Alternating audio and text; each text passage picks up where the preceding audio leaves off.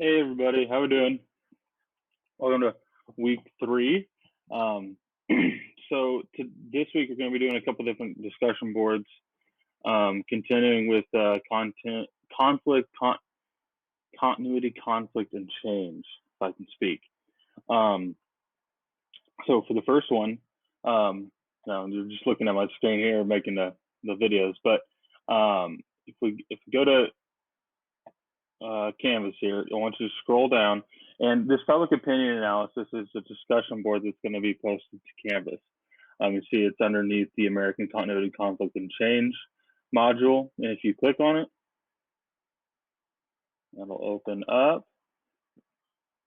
And we've got some different links in there for you to read about and then answer some questions. So what we're doing today is we're going to look at the public opinion and how it changed in entering World War II. So from the start of World War II in 1939 until the U.S. eventually entered World War II in 1941, how did that public opinion on whether or not the U.S. should enter the war change over those 2 years?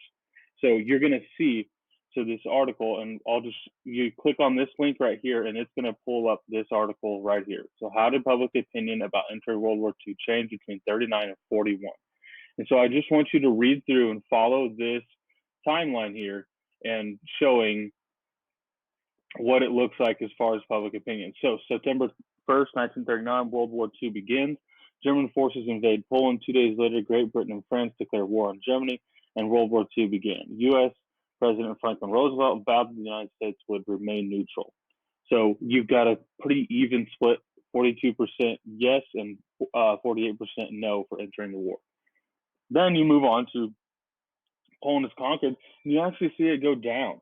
So now you got a 71% no. And then it continues to go down when Germany invades Western Europe.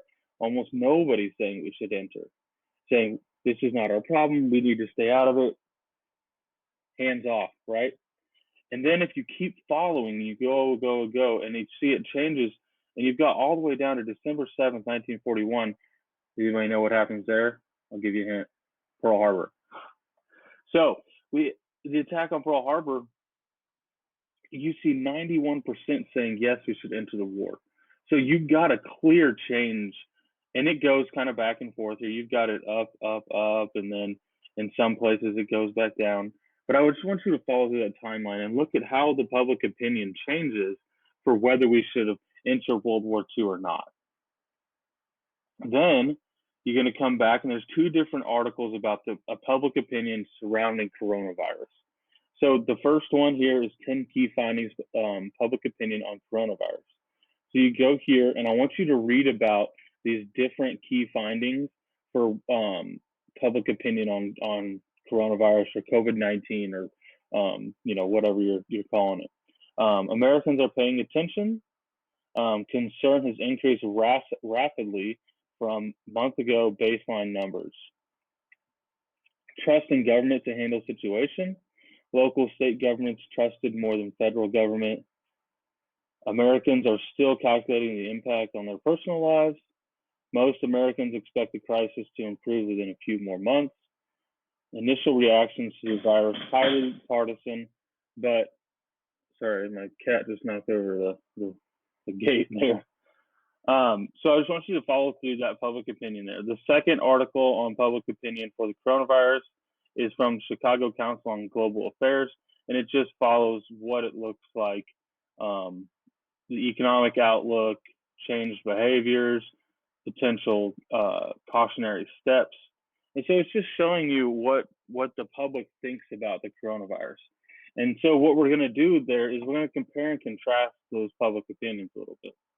The questions I want you to go through are, how much should the government listen to public opinion? What did you notice in public opinion over entering World War II? What comparisons or contrasts can you make about public opinion about entering World War II and coronavirus policy today? I want you to go ahead and give me let's do two comparisons and two contrasts for that. Is there a clear turning point in policy that changes things in either situation? So is there a big change? I think in World War II, we can definitely see that we went through that timeline, but we can see there's definitely a change. Is there a change in the coronavirus public opinion? So I'm trying to make these a little more relevant, trying to give you guys something that we can see and look at today. Hey, this is compared to what it was back then. And so that's what I want you to do.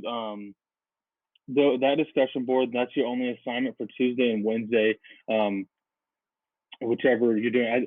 I believe the schedule is B days on Tuesday and A days on Wednesday, but I'm gonna be posting these every week like this. And so I'm not really super concerned about whether or not you're doing it on Tuesday or Wednesday, as long as you're getting it done. That's all I ask. So I hope this video finds you well and finds you at home safe and having a good time in this lockdown. I know it's crazy times we're living in, but stay safe, everybody, and I'm here for you guys if you need anything. Have a good one.